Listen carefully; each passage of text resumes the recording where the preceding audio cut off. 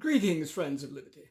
As you can see, I'm in the TARDIS, still on loan from Doctor Who, commuting yet again between 18th century England and 21st century America, the two largest countries of the Anglosphere, separated both by the Atlantic and 3 centuries of time.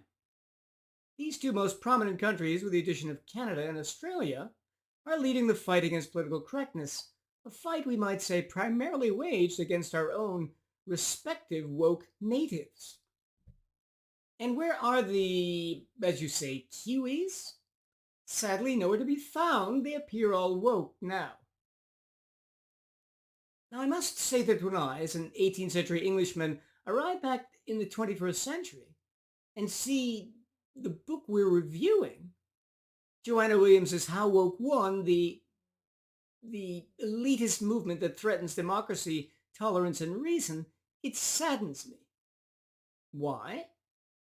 It shows that most modern English intellectuals, though often recognizing the value of free speech, don't consistently see its necessary connection to free institutions. They invariably exhibit, as they do, some level of support for the BBC, the NHS, public education, gun control, regulation of the energy and housing markets, and much else. All of which has resulted in the increasing dysfunctional and expensive English society. Indeed, the deadly consequences are arriving as we speak in the so-called cost of living crisis. What, for example, did spiked columnist and editor Brendan O'Neill say about wokeness? That it was an import of American capitalism. Now, while it's true that it's an import, it's not of American capitalism, but rather the exact opposite, the American state-financed and regulated educational system, Brendan. But Brendan is a former communist, so this is not surprising. Is Miss Williams, his Spike co-editor, any better? Sadly, she too repeats the tropes of the communists and their long-debunked labor and exploitation theory of value when she says late in the book, and I paraphrase, "The workers are manipulated and cheated by being given less money for their work than it's worth, which is not only unethical, but the essence of capitalism." So Miss Williams, too, like Brendan O'Neill, also misunderstands the nature and productive power of free societies and institutions. I'd rate this book a C, C-, primarily because although Miss Williams very capably describes what wokeness is, she, as one would expect from the above, singularly fails to tell us how woke has become so powerful. But that's in her title. In addition, as I shall explain, woke actually hasn't yet won. So she gets this wrong as well. So we can say in her initial 3-word title, she makes 2 mistakes, a false promise and a factual error. Before officially beginning, let's first briefly review the actual causes of wokeness so we can compare them to Mrs. Williams's proffered explanation. As viewers may know, I outline these in my video, The Actual Cause of Political Correctness, short version. They are, in the US, the tax breaks for private universities and third-party financing for state universities, the large amounts of federal monies poured into higher education since World War II by the government, the wokeness of Titles 7 and 9 of the Civil Rights Act. So government created wokeness. Government, Miss Williams. Now, since she's oblivious to the harms created by public education, which is the whole point, what theory does she offer instead? The following. She says, firstly, that cultural elites have now become woke and thus have spread this wokeness throughout the institutions they control. Now, this is true because by cultural elites, she essentially means educated people. So this is an indirect way of saying that educated people indoctrinated in universities have become woke. Again, all true descriptively. Secondly, she says that after World War II, a technocratic neoliberalism, by which she means free market people came into power, which is characterized by a belief in the value of expertise in the management of institutions by experts. This, she says, partly took away control from democratic institutions, giving it instead in England to judges and quengos, which are English institutions funded by, but not controlled by, the state.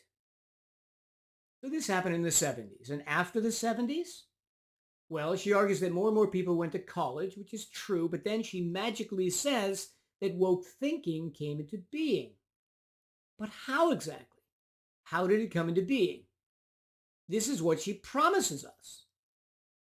Perhaps because the educational system, at least in the US and likely UK, was increasingly governmentally financed and controlled by liberals, and in the US regulated by civil rights legislation, and thus it indoctrinated an ever larger share of its students. So to pause briefly, what has she done thus far? She's roughly described aspects of what's happened, but again, hasn't explained anything. And what additional observations does she make? Firstly, she points out that institutions spend lots of money doing things entirely unrelated to education, with even kindergartens teaching woke ideology, and colleges critical race theory.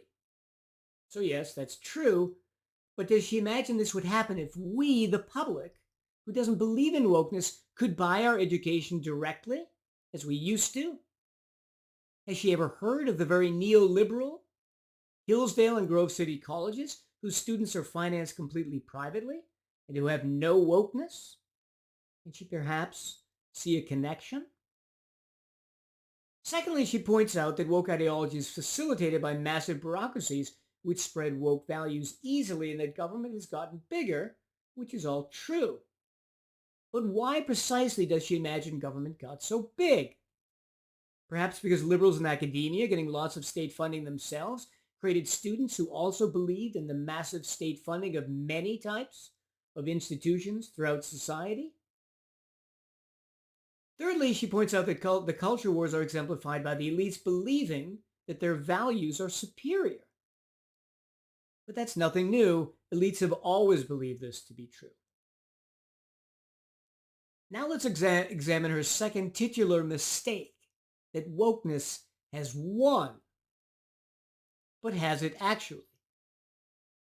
If we were to compare the present woke culture wars with the Second World War, right now we'd be at about 1941 or 1942 when the Allies and Axis were fairly evenly matched. So perhaps woke is winning, but woke hasn't won yet. How do we know this? Though the young are more woke, still a majority do not identify as woke. As she reports herself, and the US is still largely split between Democrats and Republicans. The Supreme Court is not woke. The two most recent presidents have alternated between woke on the one hand and very politically incorrect on the other.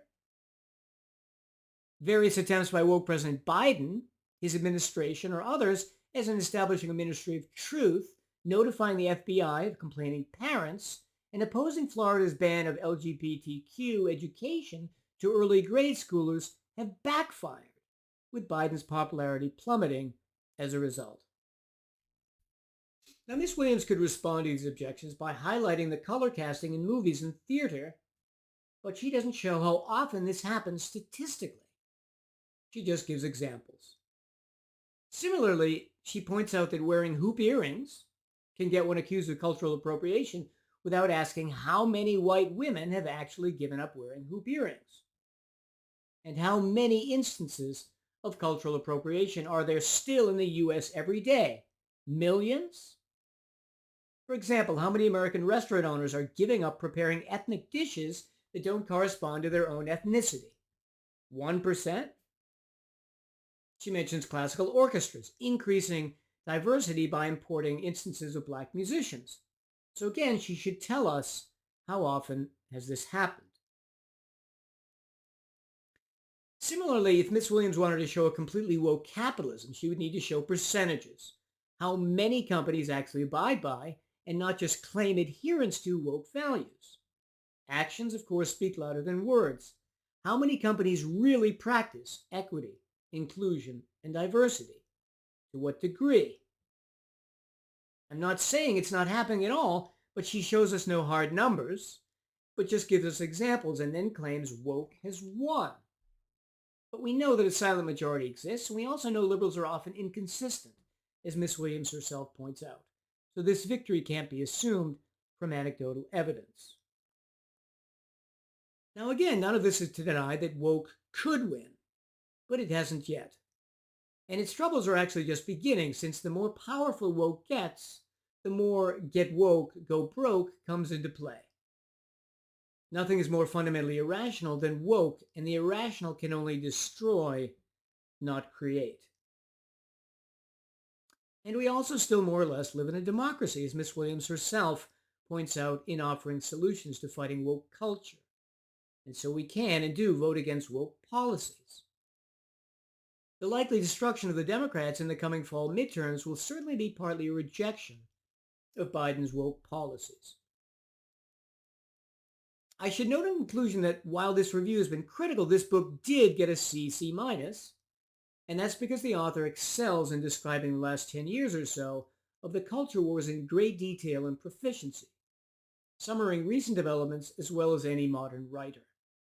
But again, this is description, not explanation, which is what she promised us. On that critical note, I bid you well and remain as ever the Scarlet Pimpernel.